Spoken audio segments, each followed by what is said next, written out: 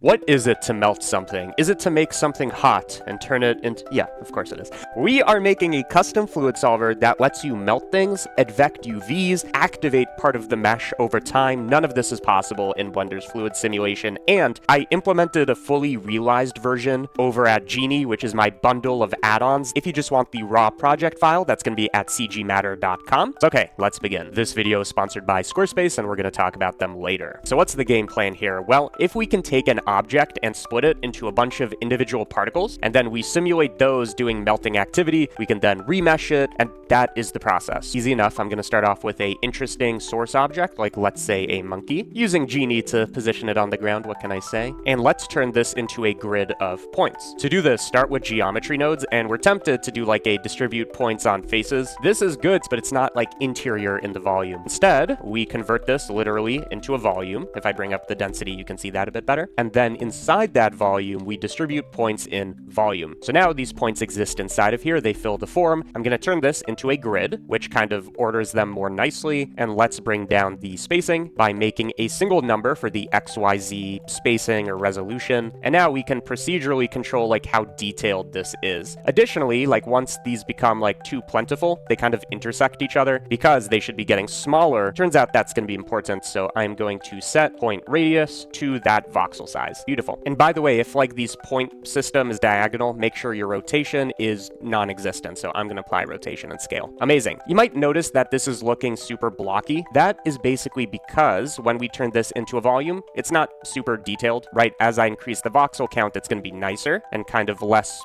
grid-like. So what I can do is I can turn this volume into something that accepts a voxel size, and we'll plug that number in here. This voxel size determines the quality across the board. I'm going to call that node group points, and what it's responsible for is taking any mesh, whether that be a monkey or a cube or whatever, and turning it into a bunch of points. Okay, how do we then simulate them, right? They should be acting with gravity, they should be pouring over each other, colliding with the ground. It turns out implementing a custom physics engine, not that hard actually. Not first world gloating, but first brain gloating. Okay. Well, to start off, let's start simple. So I'm going to start off with a single point using the points node. We can position that a bit higher. And what I want this to do is to fall with gravity and then maybe bounce on the bottom. Well, we start by saying there is gravity. So I'm going to make a vector called gravity. That's going to be 0, 0, negative 9.8 because of physics. It just turns out it's the number. Excuse me.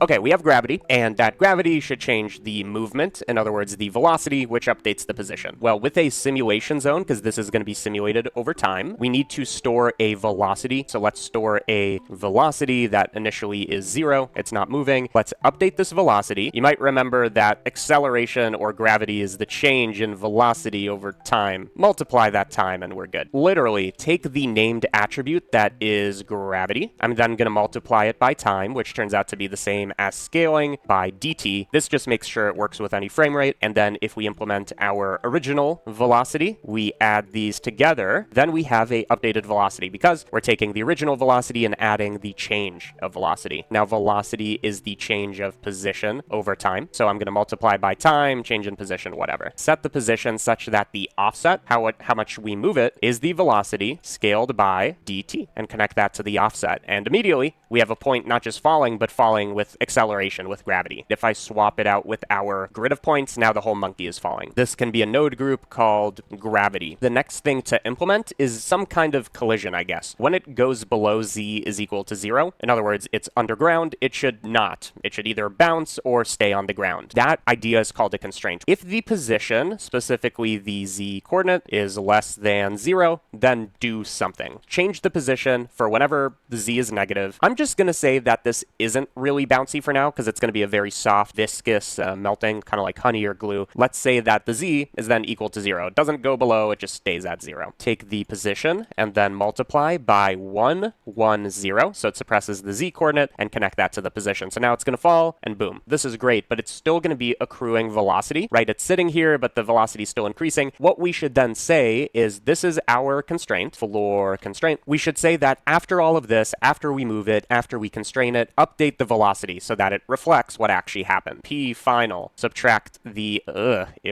initial position and divide by the change of time. So velocity is equal to position minus the original position, which is actually before we did any of this. So kind of an easy way to do that is we are going to capture the position and I'm going to subtract that. So I know the position, then I do a bunch of things. I take the change in position and again divide by change in time, which is dt, connect that there. So it's still going to look the same, but now it's not accruing any extra velocity. If I now swap in my monkey, what do we expect to happen? It's going to fall and flatten out. The next order of business is to have not just, floor collisions, but self collisions so that these points cannot intersect each other. Well, we need to add another constraint. So not a floor constraint, but a self collision constraint. This is going to be called update velocity. Look at that. We're making physics in real time. The first principles, blah, blah, blah. I feel like physics people want you to believe they're smart and what they're doing is important when it turns out all they're doing is multiplying by delta time. I like to believe that is true. This is what the physicists are doing. They're in their caves, in their labs. They're multiplying by dt. They're changing the world. What the fuck am I talking about? Okay, self-collisions. Well, assume that we have two particles. Here's particle 1, here's particle 2. Notice that they have the exact same radius. By the way, am I tripping? They're still overlapping. The points should have a radius of the voxel size divided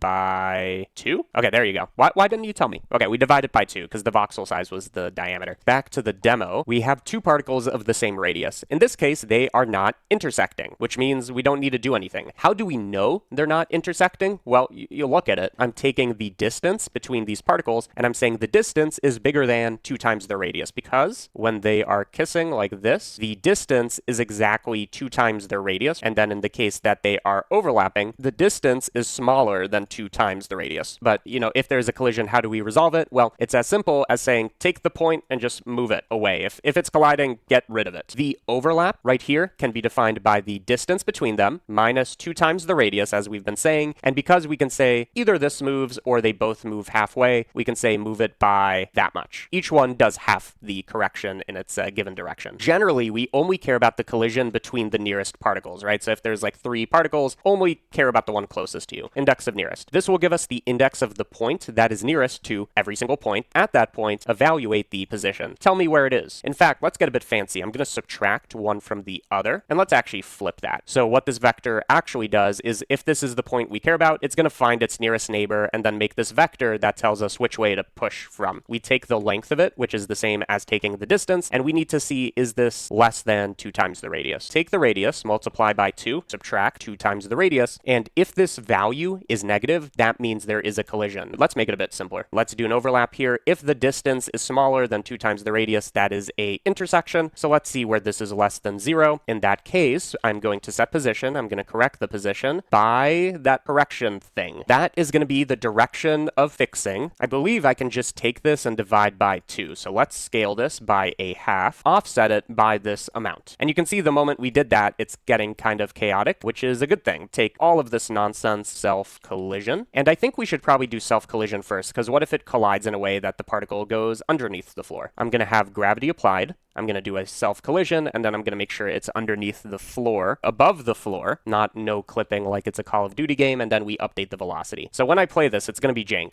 I mean, they're self-intersecting. What am I saying? They are colliding with themselves, right? You can see the spread over here. Some things we can do to stabilize this is increase the frame rate. That's going to make dt smaller. I can then take these constraint steps. All of that can be inside a repeat zone. Calculate these constraints many times. So let's set this to like 5 or something. Amazing. This is what we wanted all along. And then when we update this velocity, let's not only take the change in position and divide by time, but let's say that the velocity dampens. Scale it by 0.9 so that it loses 10% of its speed each time. Okay, at this point, I think we can be confident that I did something wrong, and I know exactly what it is. So you can see these self-collisions are insane. If I turn it off, all of a sudden we have a stable simulation. So what gives? I think basically what's happening is every single point is just doing a collision forever, regardless of if it's actually colliding. I didn't even use this constraint that says check if they're colliding. So let's connect that here, and hopefully this is more stable. Yeah, baby. Yeah, baby. It's not beautiful, but it is more stable. This video is sponsored by Squarespace, which is the best place to make a website. And I know this because my website, cgmatter.com, is built and hosted and made with Squarespace. It's the same one where I said the project files are hosted. And because this is a subscription-based website where I'm giving project files, write-ups, and posts, payments are very important for that business. And Squarespace payments just works. Accepts credit cards, PayPal, whatever people use. Another thing I use all the time is their asset browser, which lets me host photos, GIFs, videos, blend files, all in a single place. And then finally, for generating content, there is also AI integration as we live in the modern age. You can just have it type or expand on certain thoughts, and that is included. Head over to Squarespace and make a website. You can just do that, and when you're ready to take it and launch it, you can use this link I have in the description to save 10% off your first purchase of a website or domain. Another thing we can do to stabilize this is we created this grid of points, but this grid of points is exactly, I don't know, it's perfect. And what I mean by that is that, of course, the collision is going to be weird. It's almost like a stack of cards that's exactly upon itself. So we should kind of move things a little. Let's take the position, and I'm going to shift it a little. By how much? By a random value. So let's take a vector, connect that to the offset, -1 to 1, which of course is very extreme. I'm going to take this and scale it by a really tiny number. Should it be the voxel size? No, that still seems too big. Let's take the voxel size and divide it by a big number. So something like 10. And it does seem to add some stability, I think. It's not like as explosive as it was before. It might just be kind of a result of saying this monkey is made out of water, go. And this is instead of saying it's viscous like honey. It's going to explode because there's a lot of water all at once falling. So I think maybe the next thing is we need to add a constraint of viscosity. There's a few ways we can do it. So let's kind of play this. You're going to see that some points are very far away from the collective. In other words, there was a splash. You could think of viscosity as saying the prevention of splashing. One way to approach this is we can say, look at a point. If it's too far away, just kind of move it towards the nearest point. That way it's kind of forced to stay together. Another way is we can kind of cap the velocity. So if a point from one frame to the other is moving too much, we can say, don't move as much. You're kind of hitting the speed limit in a sense. Let's try to move them closer together. So I'm going to set position. I'm going to copy. I'm going to paste. And this time I'm going to check not where they are intersecting, but in fact where they are not intersecting. So maybe when this is greater than 0. Under this condition, if they are not colliding, maybe move them closer to each other. So right now this vector is saying how to get away from each other. Well, we want the opposite in this case. So I'm going to flip this. I'm going to take this kind of correction vector and connect it to the offset. And let's just see what this looks like. So it plays, and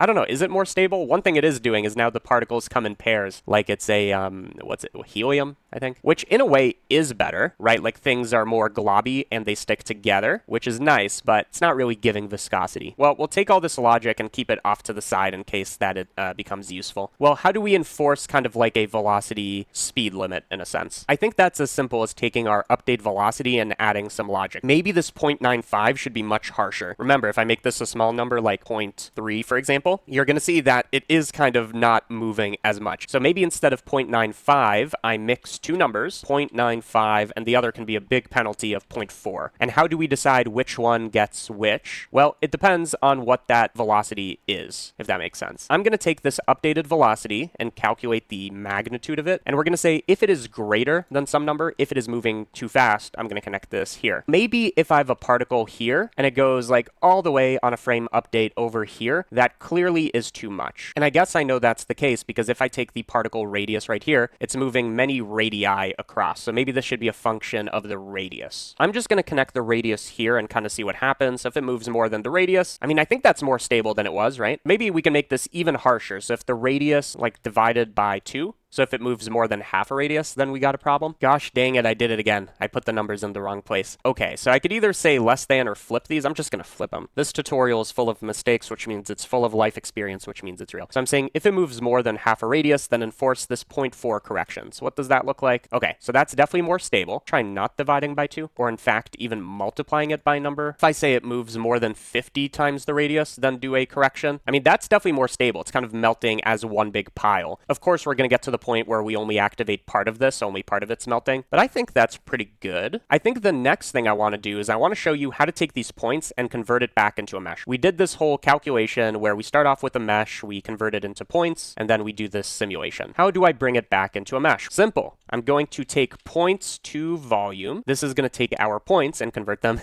you guessed it, into a volume. And then the question is, what is the radius of these points? Well, it's going to be exactly the radius. Each one has a radius of its radius. And then the voxel amount is kind of a quality slider. So I'm going to connect this here and connect this here. Kind of hard to see, but you can see it's kind of approximating this. And then we turn that volume into a mesh. So it's not beautiful yet, but you can see now it's doing our melting, even though it's disgusting. To make this higher quality, I'm going to take this volume conversion and make it size dependent. And again, as we lower the voxel size, it's going to be more and more accurate. We have a number way over here. I think probably the easiest way to approach this is I'm just going to make it a group input so I can control it in the modifier. So it was 0.05. And then all the way over here, I can copy that number. So group input 0.05. It still looks like garbage. How do we make it better? Right now, these points are kind of, I don't know, they're kind of too far apart in a sense to calculate a good volume. So what we can do is we can take the radius of these that are converted into a volume and just add a bit of padding. So I'm going to take this, and you can see here it's kind of, it's bad, but it's connected. I'm going to take this and I'm going to multiply it by 2. This is before and after. It just makes sure that it's more connected. I can then smooth it out, can take the position of this and just kind of blur it a little. So I'm going to take the position, I'm going to blur the vector of the position. This is before and after, and let's do 5 iterations of blurring. Now, at this point, the rest of this is just saying, what is the quality of our simulation, right? So if I go to 0.1, it's going to be worse. 0.05, it's going to be better. 0.02, it's going to actually start approximating our mesh, and therefore we need a bit more blurring. Well, to see what this looks like at this point, I'm going to take the points and I'm just going to bake a few frames. Word of advice, you don't want to bake this right into the blend file, because once you have 270,000 points, for example, it gets very heavy. I would recommend taking your simulation, hit N for the N panel, and then inside of Node, it turns out we can actually control the simulation and where it's baked to. Bake it to disk. So now if I hit bake, and I'm just going to hide this, it's calculating over here. I'm going to take the blend cache for melt tutorial, and you can see it's calculating this over time. So now it's at frame 22. At this point, I think we simulated a good portion of this, and let's see what the volume looks like. So it starts off here, and then it melts. The higher the voxel, smaller, the higher the resolution.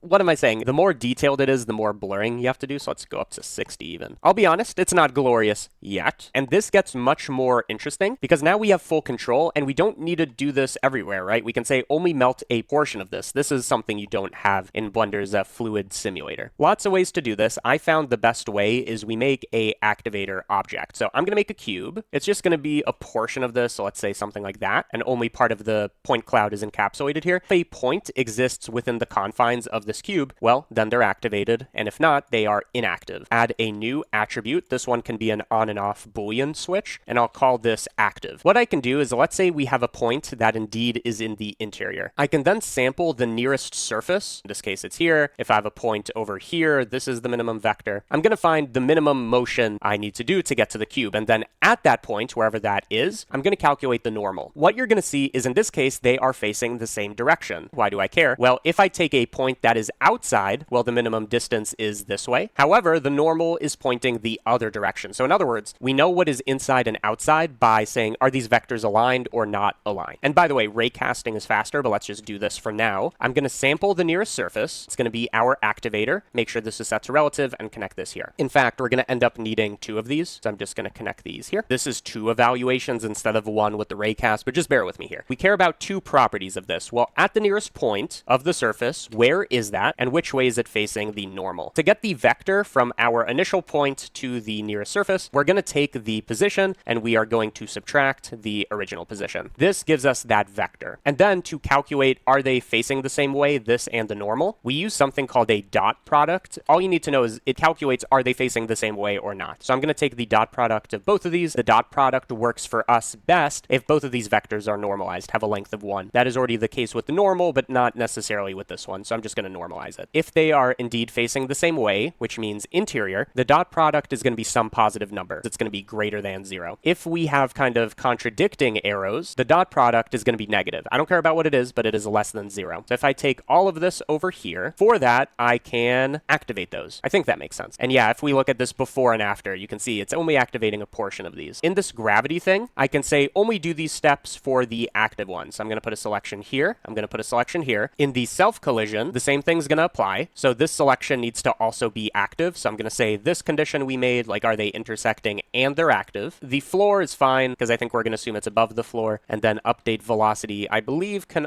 also be skipped. I'm going to say also make this only for the active ones. And just with that change, you can see now only part of it is simulating, but it is going around instead of through. And look at that beauty. It goes right around the monkey. And when we blur the meshing step a lot, and by the way, I also decreased the voxel size by dividing by 2, we get a nice melting simulation. Another useful thing other other than the activator that Blender by default does not do, is we can actually do something called UV advection. What I mean is assume this monkey has UV coordinates, which it does. The moment that we do a fluid simulation and remeshing, there are no longer UVs. They are destroyed. But what if we had it come along for the ride, which allows tons of effects? Turns out this is actually not only possible, but very, very easy. How do I do that? Well, once we make our points, I'm going to store yet another attribute. I'm going to call these chords for coordinates, and I want to sample, essentially, the UV map. But it doesn't really know what that is because we have this mesh and then we converted it, but we lost the UV map in the process. Just like before where we sampled the nearest surface, I can then sample again the named attribute called UV map, so make sure there's some UV map. This time I'm going to take the original monkey geometry, so I want to sample the nearest monkey geometry. It's UV map, and then we can store this nearest UV map inside of these coordinates right here. For this, let's make it a bit lower resolution, and let's not even simulate yet. Let's just get it started. Let's see if it actually captured the UV map. I'm going to view this geometry, Control-Shift-Click if you have Node Wrangler, and I am going to preview these coordinates. You can see once we do this, it has this UV map. Why does it look like this? Well, it's because this is what the original Suzanne had, and you can see I can shift it around or even rotate it, and now it will keep these UV coordinates. I'm going to simulate a few frames, doesn't need to be too many, and now if I look at the simulation with this attribute, I hope you can tell, but the UVs come along for the ride, which means you can actually texture a fluid. What we do is we take the mesh, and then we say look at the nearest point that has a UV map and take it, advect it is what it's called. In this case, instead of sampling the nearest surface, we need to get the nearest point, sample the nearest anything. It turns out we're going to do a point, so connect that here, and then it's going to give us the index of what the nearest point is, and then I'm going to sample that index, connect the points here. What I care about is the vector attribute called coordinates, because that is what we called it. So this has that information, and now when I view the mesh and I view this coordinate system, it's going to be a bit whack when this is a low resolution meshing, but you can see the UV map comes along for the ride. And this kind of maintains even through blurring, which is pretty cool. I'm going to set material to a material. Make sure to do this because you can't apply a material to new geometry except inside of GeoNodes. When we go to rendered view, it doesn't show anything because there's no lighting, but do notice this material is indeed working. I'm going to bring in the attribute because it is saved called coordinates. Well, I guess it is equal to this value, so I'm just going to store it on this geometry. I'm going to store this vector. It's going to be called, we can call it chords again. It's new geometry, so it was kind of wiped from before. And now when I type in the same name here, now this is in our material. And before we kind of use this, I'm going to do another low resolution sim so we can see this better. So I simulated a few more frames. Again, we have this coordinate system that goes along for the ride. We can map anything that uses coordinates. So let's try, I don't know, something like a checker texture, which if we look at it by default, it's going to use generated coordinates, which will kind of barely look like they map. Easier to see if we use object coordinates, like it literally doesn't map at all. But if we now use our custom coordinate system, and let's bring this up by a lot, we start off with an initial checkerboard. By the way, this will be higher resolution, the higher res your sim is, but we have this, and then it comes along for the ride. And of course, it's going to distort a lot because it's a fluid, but this can be for absolutely anything. So if I do a noise texture, let's use our coordinate system here. So this is exactly how we do this. So this is a great way to make a lava shader or something like that because it sticks onto the surface of a fluid, which couldn't have been the case before. So of course, you can take this much further and add verlet integration, animated activators and colliders and all of that. And I did that in the Genie add-on. Again, I would highly recommend. I will also include the project file at cgmatter.com, but I'm trying to make this Genie add-on a thing. But hopefully you understand the fundamental idea behind melting and how you might take that and make it better, because you can get some really cool simulations at pretty fast speeds. It's kind of limited by geometry nodes, which is using CPU instead of GPU. So thank you for watching. But yeah.